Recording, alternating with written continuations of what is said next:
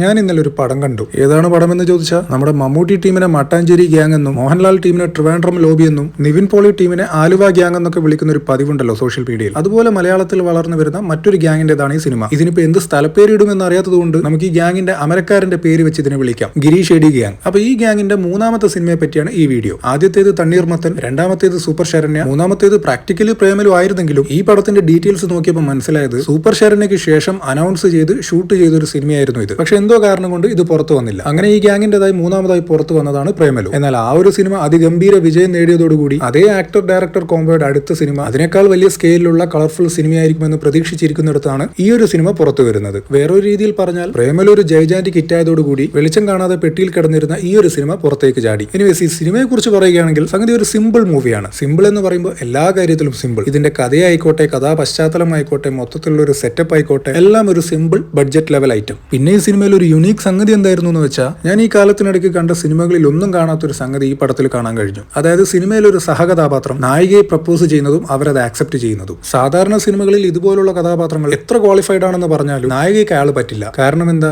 നായികയ്ക്ക് എപ്പോഴും വേണ്ടത് ലോഫറായി നടക്കുന്ന ഗുഡ് ഫോർ നത്തിങ് ഹീറോ ആയിരിക്കും. എന്നാൽ ആ ഒരു ക്ലീഷെ പൊളിച്ച് താറുമാറാക്കിയിട്ടുണ്ട് ഈ സിനിമയിൽ. അത് കണ്ടപ്പോൾ എനിക്ക് നല്ല ഫ്രഷ്നസ് തോന്നി. ഇനി ഇതും കഴിച്ച് സിനിമ ക്ലൈമാക്സിലേക്കൊക്കെ എത്തുമ്പോൾ അവിടെയും പ്രത്യേകിച്ച് ഹൈ മൊമെന്റ്സ് ഒന്നുമില്ല. നേരത്തെ പറഞ്ഞ പോലെ സിമ്പിൾ. ഗൂഗിൾ നോക്കിയപ്പോൾ കാണാൻ സാധിച്ചത് ഈ സിനിമ കൊമേഴ്സ്യലി സക്സസ്ഫുൾ ആണെന്നാണ്. മേ ബി അതൊരു പക്ഷേ ഇതിന്റെ കുറഞ്ഞ ബഡ്ജറ്റും പ്രേമലുവിന്റെ ആഫ്റ്റർ എഫക്ട്സും മൂലമായിരിക്കാം.